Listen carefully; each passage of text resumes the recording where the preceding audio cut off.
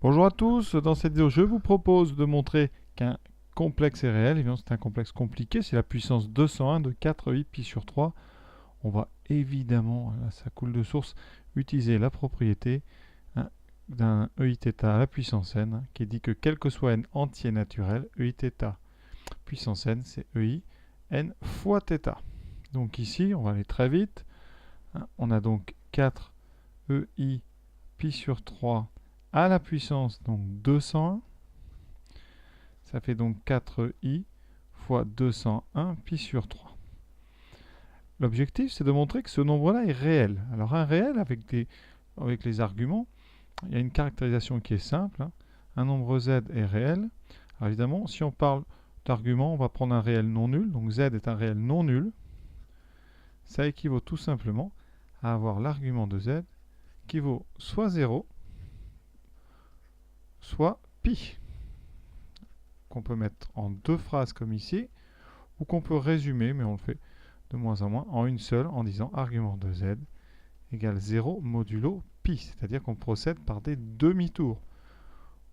Graphiquement, ça veut tout simplement dire que vous êtes donc soit sur la partie droite de l'axe des abscisses, donc un argument égal à 0, soit sur la partie gauche de l'axe des abscisses, ici, donc un argument égal à pi. Et vous n'êtes pas sur l'origine qui n'a pas d'argument.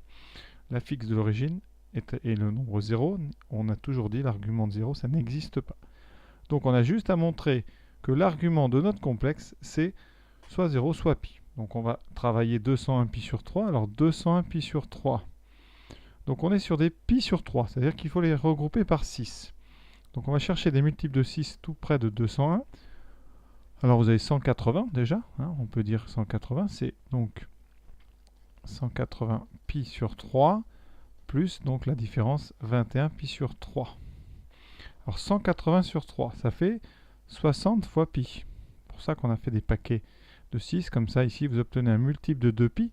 Donc ça, eh bien multiple de 2 pi, c'est égal à 0 modulo 2 pi.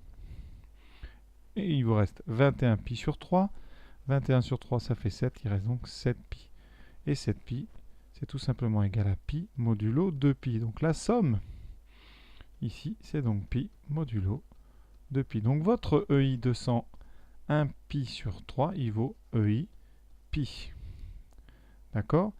EI pi, alors soit vous le laissez comme ça et vous utilisez la propriété, ça veut dire que l'argument de votre complexe, c'est pi, et donc il est réel, même non nul, négatif, ce que je vais écrire tout de suite. Et donc on en conclut que z puissance 201 est un réel, entre parenthèses, différent de 0 et négatif. On est sur le côté gauche. Sinon, eh bien, carrément, vous dites que 4 EIP, 4 EIP, EIP ça vaut moins 1, vous le connaissez, ce EIP, donc ça fait tout simplement moins 4.